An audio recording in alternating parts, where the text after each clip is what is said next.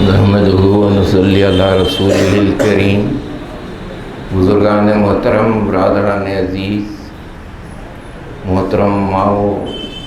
اور بہنوں، عزیز بیٹیوں، السلام علیکم ورحمۃ اللہ وبرکاتہ۔ جان دی ہوئی اسی کی تھی، حق تو یہ ہے کہ حق ادا نہ ہوا۔ محترم اشفاق بھائی سے میرا تقریباً 37-38 سال کا تعلق رہا، اور پھر SAO کی تشکیل کے بعد کا دور تو آپ جانتے ہیں، لیکن ہم میں سے بہت کم لوگ یہ جانتے ہوں گے کہ اس سے پہلے بھی SAO کی تشکیل کے سلسلے میں یہ ایک تاریخی دور گزر چکا ہے۔ تو بہت زیادہ قربت اس دور میں کام کرتے ہوئے ہمارے درمیان پیدا ہوئی، اور حسن اتفاق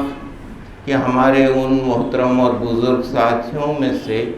جو کہ گنتی کے چند تھے اس قافلے میں،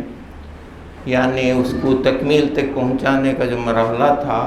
کہ کلین سطح پر اسٹوڈنٹ اسلامک آرگنائزیشن کے نام سے تو نہیں، اس وقت دوسرے نام سے ہم نے طے کیا تھا، یہ ایک تنظیم ہوگی حلقوں کے سطح پر، تنظیمیں جو کام کرتی رہیں وہ نہیں بلکہ کلین سطح پہ ہوگی۔ SIM بھی اس میں شامل ہونے کی بات وہ کہہ رہی تھی، دائی وہی تھی، تو ہم سب مل کے جس میں SIM کے ذمہ دار بھی تھے، یہ کام ہوتا رہا، اس دور سے قربت بڑھتی رہی۔ اس میں یہاں ڈائس پر تشریف فرما ہیں محترم محمد جعفر صاحب، محترم بھائی باسط انور صاحب، یہ بھی ہمارے ساتھ اس قافلے میں اس وقت تھے اور آخر تک تھے، اس کی تشکیل تک۔ تو یہ ہمارے لیے مشکل ہے کہ اس 37-38 سالہ سفر کی کچھ یادیں یہاں پیش کر سکیں۔ اس کی ضرورت بھی محسوس نہیں ہو رہی ہے، وقت بھی اس کی اجازت نہیں دیتا۔ میں مختصراً ایک دو باتیں حکم کی تعمیل میں آپ کی خدمت میں عرض کروں گا۔ آغاز ہی میں کہہ دوں کہ اشفاق بھائی جو ایک کامیاب مومن و مسلمان اور ایک مجاہد کی زندگی بسر کر کے ہم یہ گواہی دے سکتے ہیں اپنی معلومات کی بنیاد پر کہ اس دنیا سے کامیاب لوٹے،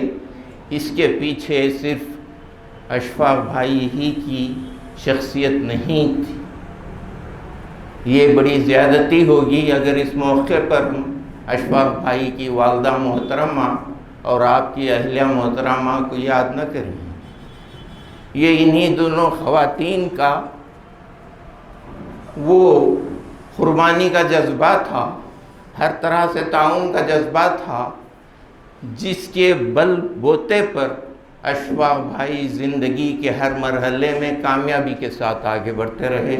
ہماری دعا ہے کہ اللہ تعالیٰ بھائی اشفاق کی مغفرت فرمائے اور ان دونوں خواتین کچھ اجر عظیم سے نوازے، ان کی والدہ کی بھی مغفرت فرمائے، بھابھی صاحبہ کو صبر جمیل عطا